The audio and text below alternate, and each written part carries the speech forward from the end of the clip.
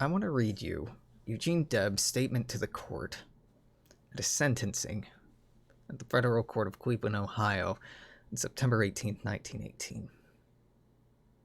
Your Honor, years ago I recognized my kinship with all living beings, and I made up my mind that I was not one bit better than the meanest on earth. I said then, as I say now, that while there is a lower class, I am in it. While there is a criminal element, I am of it. And while there is a soul in prison, I am not free. I listened to all that was said in the court in support and justification of the prosecution, but my mind remains unchanged. I look upon the espionage law as a despotic enactment in flagrant conflict with democratic principles and with the spirit of free institutions. Your Honor, I've stated in this court that I am opposed to the social system in which we live, that I believe in a fundamental change, but if possible, by peaceable and orderly means. Sitting here this morning, I recall my boyhood. 14, I went to work at a railroad shop. 16, I was firing a freight engine on a railroad.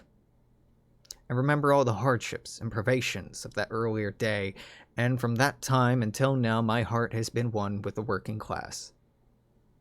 I could have been in Congress long ago. I preferred to go to prison. I'm thinking this morning of the men in the mills and the factories, of the men in the mines and the railroads. I'm thinking of the women who, for a paltry wage, are compelled to work out their barren lives, the little children who, in the system, are robbed of their childhood and in their tender years are seized in the remorseless grasp of mammon and forced into the industrial dungeons, there to feed the monster machines while they themselves are being starved and stunted, body and soul. I see them dwarfed in disease and their little lives broken and blasted because of high noon of Christian civilization. Money is still so much more than the flesh and blood of childhood. In very truth, gold is God today and rules with pitiless sway in the affairs of men. In this country, the most favored, beneath the bending skies, we have vast areas of the richest and most fertile soil, material resources in inexhaustible abundance, the most marvelous productive machinery on earth, and millions of eager workers ready to apply their labor to that machinery to produce an abundance for every man, woman, and child. And if there are still vast numbers of our people who are victims of poverty, whose lives are an unceasing struggle all the way from youth to age until at last death comes to rescue and lulls these hapless victims to dreamless sleep. It is not the fault of the Almighty. It cannot be charged to nature, but it is due entirely to the outgrown social system in which we live that ought to be abolished not only in the interest of the toiling masses, but in the higher interest of all humanity. I believe, Your Honor, in common with all socialists, that this nation ought to own and control its own industries. I believe, as all socialists do, that all things that are jointly needed and used ought to be jointly owned. That industry, that basis of our social life, instead of being private property of a few and operated for their enrichment, ought to be for the common property of all, democratically administered in the interest of all.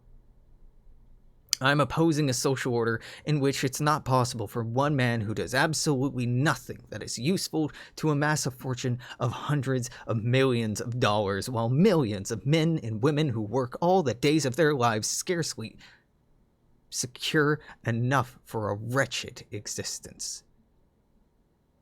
This order of things cannot always endure. I registered my protests against it.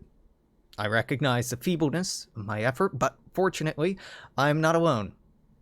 There are multiplied thousands of others who, like myself, have come to realize that before we may truly enjoy the blessings of a civilized life, we must reorganize society upon mutual and cooperative basis. And to this end, we've organized a great economic and political movement that spreads over the face of all the earth.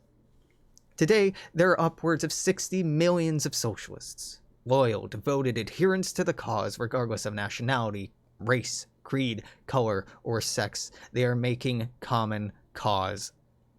They are spreading with tireless energy the propaganda of a new social order. They are waiting, watching, and working, hopefully, through all the hours of the day and night. They are still a minority. but they have learned how to be patient and to bide their time. They feel, they know, indeed, that time is coming. In spite of all opposition, all persecution, when this emancipating gospel will spread amongst all peoples, when this minority will become the triumphant majority, and sweeping into power inaugurate the greatest social and economic change in history. In that day we shall have universal commonwealth, harmonious cooperation of every nation with every other nation on earth. Your Honor, I ask no mercy. I plead for no immunity. I realize that finally the right must prevail. I never so clearly comprehended as now the great struggle between the powers of greed and exploitation on one hand, and upon the other the rising hosts of industrial freedom and social justice. I can see the dawn for a better day of humanity. The people are awakening. In due time, they will and must come to their own. When the mariner, sailing over tropic seas, looks for relief from his weary watch, he turns his eyes towards the Southern Cross, burning luridly above the tempest-vexed ocean. As midnight approaches, the Southern Cross begins to bend. Whirling worlds change their places, and with starry finger points the Almighty marks the passage of time upon the dial of the universe. Though no bell may beat the glad tidings, the lookout knows that midnight is passing, and the relief and rest are close at hand. Let people everywhere take heart of hope, for the cross is bending. Midnight is passing, and joy cometh with the morning. I'm now prepared to receive your sentence. Now, I'm sure Eugene Debs, probably said that with a bit less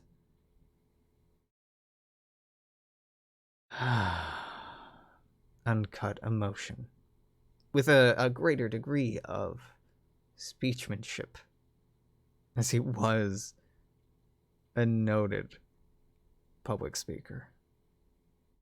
But god damn.